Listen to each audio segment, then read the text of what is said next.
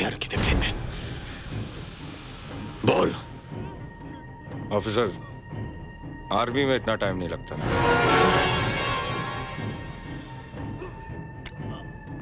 Yes sir. Army में हर बात का फैसला बहुत जल्दी हो जाता है। मैं आए।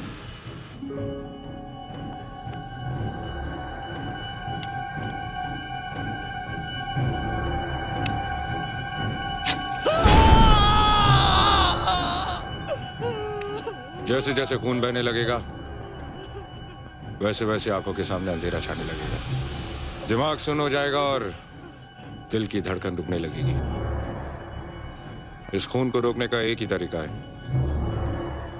कि तुम अपनी जुबान खोल दो, वरना तुम्हें कोई नहीं बचा सकता।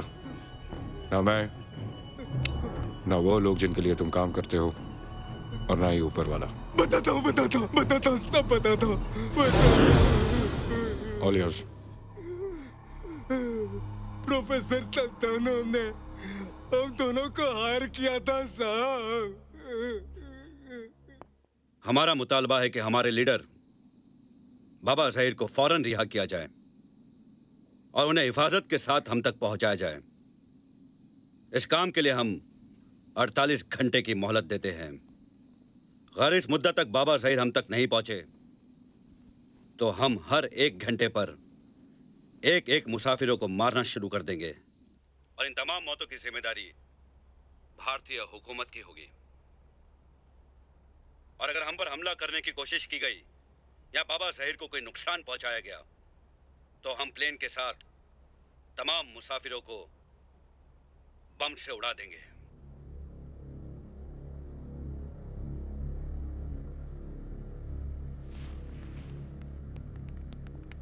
सर, विमान में कुल 96 यात्री हैं और 11 एयरलाइंस के कर्मचारी हैं। मुंबई एयरपोर्ट पर तो काफी ज्यादा सिक्योरिटी है, फिर भी ये लोग हथियार प्लेन में कैसे पहुंचा देते हैं? ऐसा कैसे हो सकता है? सिक्योरिटी की लापरवाही के सिवा कोई वजह नहीं हो सकती सर। मैं उन तमाम लोगों से मिलना चाहूंगा जिनका संबंध इस बाबा ज़हीर केस से है।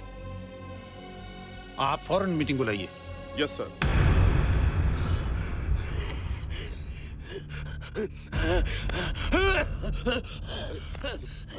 क्या हो गया? निकालिए लीजिए। कैप्टन चल। अरे देख नहीं रहे हो, इसकी तबीयत खराब है, दवा ले रहा है। इसे मैं देखता हूँ, तू चल अपनी जगह पे। मुझे चल प्रॉब्लम है। चल, मुझे बहुत सफोकेशन हो रहा है। चल मुझे बाहर निकालो कैप्टन मुझे बाहर निकालो। और कितने दिन जिएगा? हो गई है कैप्टन।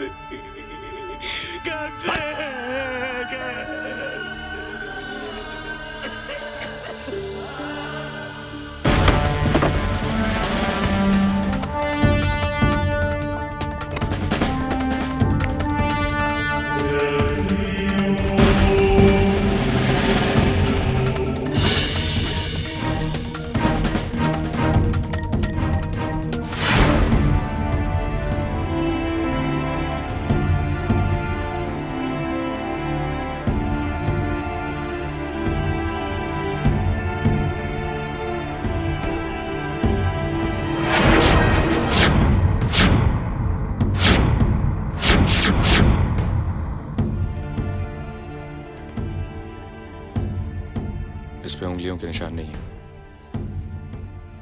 लगता है हमारे यहाँ आने की खबर पहले से थी किसी को। Hello colonel sir. Baba Zaheer और प्लेन हाईजैकर्स के इस केस से संबंधित सभी लोगों को डिफेंस मिनिस्टर ने हेडक्वार्टर्स में बुलाया है सर। और हाँ, वो एंटी टेररिस्ट स्क्वाड के एसीपी को भी साथ ले आना जो इस केस का इंचार्ज है। Right sir. हम दिल्ली जा रहे हैं।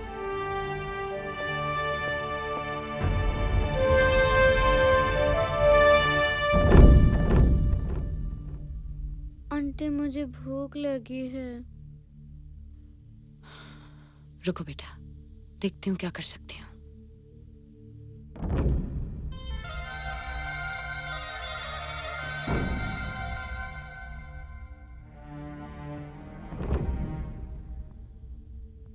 उठ, चल उठ।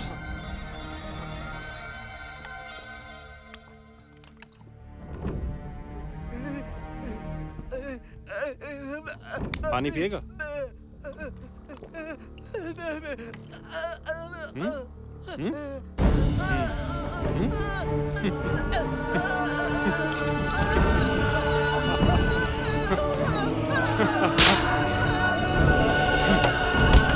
पानी चाहिए? पानी चाहिए? ये ले, और पीछे कोई पीछे नहीं आएगा। ये ले, और पीछे देखते नहीं, एक मिनट के लिए अच्छा को मारो। चल।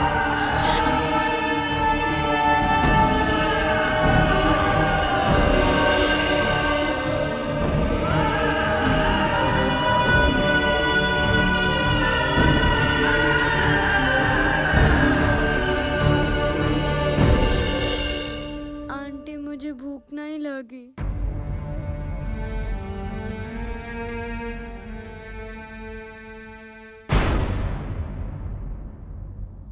जनाब, मुझे और हुकूमत पाकिस्तान को बेहद अफसोस है कि आपका प्लेन हाईजैक करके हमारे इलाके में उतारा गया है और सुना है शायद 2 लोग भी मारे गए हैं। आपको इसी सिलसिले में तकलीफ दी है। मेरी गवर्नमेंट जानना चाहती है कि आपकी सरकार हमारी क्या मदद कर सकती है। अल्लाह गवाह है जनाब, हम आपकी हर मुमकिन मदद करने को तैयार हैं। तो क्या पाकिस्तानी सेना आतंकवादियों पर हमला करके हमारे 107 यात्रियों और कर्मचारियों को आजाद करा सकती है? हम बिल्कुल तैयार हैं जनाब, बल्कि हमारी फौज ने तो उस इलाके को चारों तरफ से घेर लिया है जहां आपका वो प्लेन उतारा गया था। हमारी फौज कभी भी हमला कर सकती है, लेकिन उसमें एक खतरा है जनाब। खतरा? कैसा खतरा? यही कि अगर मुजाहिदीन ने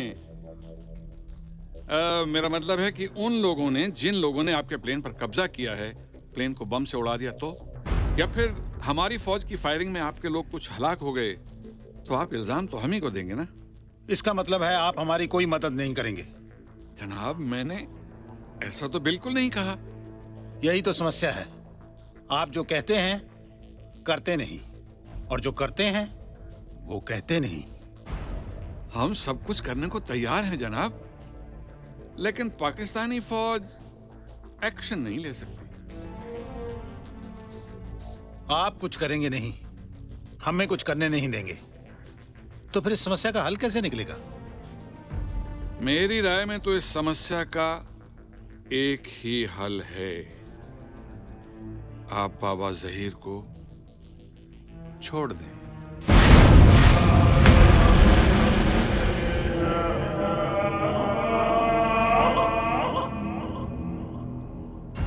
एक जिंदगी के लिए 107 लोगों की जान खतरे में डालना मुनासिब नहीं है। ये मेरी जाती राय है जनाब।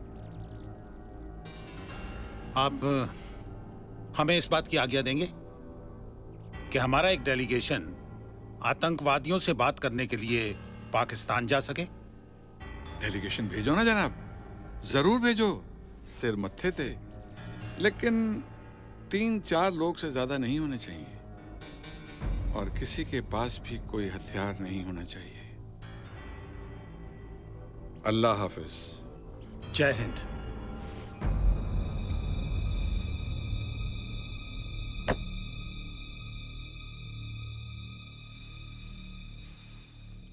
सर, ये सब जहीर को छुड़ाने की साजिश है और ये लोग आतंकवादियों की मदद कर रहे हैं।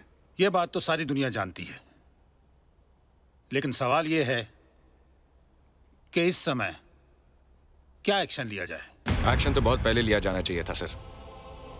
अगर हमारी सेना 48 में एक्शन लेती, जब कश्मीर पर हमला हुआ था, या फिर 65 में, या 71 में, या फिर अब कारगिल के वक्त, तो आतंकवाद और आतंकवादी दोनों कब के खत्म हो गए होते।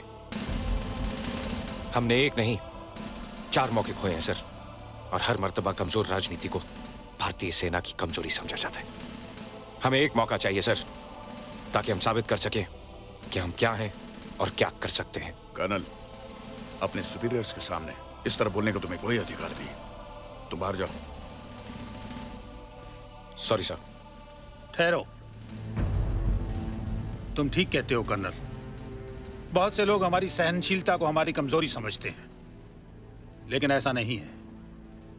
भारत हमला भी कर सकता है और जीत भी सकता है, लेकिन हम उनके शहरों पर बमबारी करके बेगुनाहों को मारना नहीं चाहते, बल्कि नफरत का जो पेड़ उन्होंने उगाया है हम उसे जड़ से उखाड़ फेंकना चाहते हैं।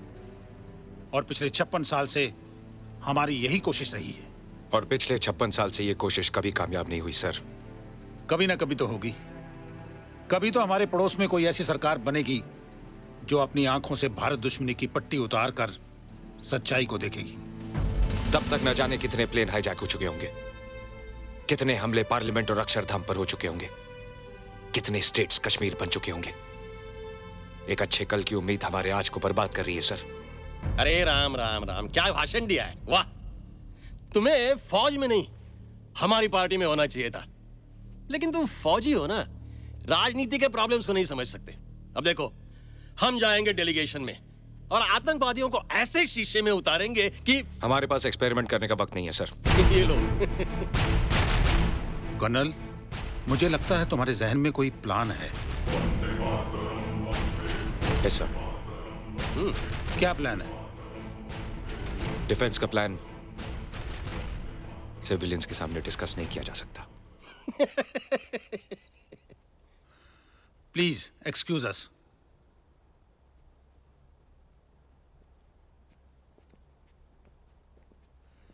प्लीज मगन भाई।